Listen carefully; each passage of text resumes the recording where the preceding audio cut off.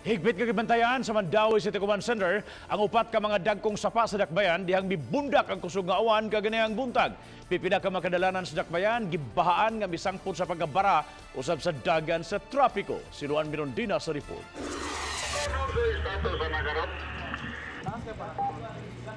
Negative rang uling health. Wakira is fortuna. Abahan nara sa tipulong.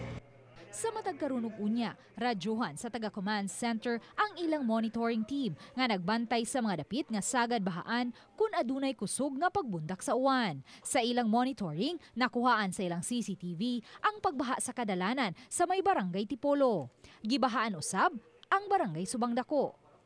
Pipila ka minutos, gibahaan na usab ang AS Fortuna diin mahimutang ang usa ka funeral parlor. Sa CCTV monitoring, makita ang mga sakyanan nga miubog sa baha ug misungasong niini. Samtang sa flooding monitoring sa Mandawi City Command Center, alas 12:58 ganihang udto, miabot na sa 16-meter level ang Kambugaong Bridge nga adunay 17-meter nga threshold level. Samtang sa Kabangkalan Kanduman Bridge, miabot na usab sa 12-meter ang level sa baha nga adunay 14-meter level sa threshold.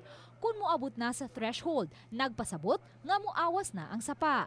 Sa CCTV monitoring sa command center, dayag kaayo ang pagsaka sa tubig sa upat ka mga sapa sa Sitio Lubang, Pulang Bukid, Kanduman Bridge ug Kambugaong. Samtang subay sa grabing pagbaha sa kadalanan sa dakbayan sa Mandawi, pipila ka bahin sa kadalanan sa dakbayan nga mopaingon sa dakbayan sa Subo. Grabe kahuot ang trapiko. Apan mabatyagan ang grabing pagdasok sa trapiko sa mga sakyanan nga nagagikan sa dakbayan sa Subo. Luan Mirondina, Balitang Bisdak.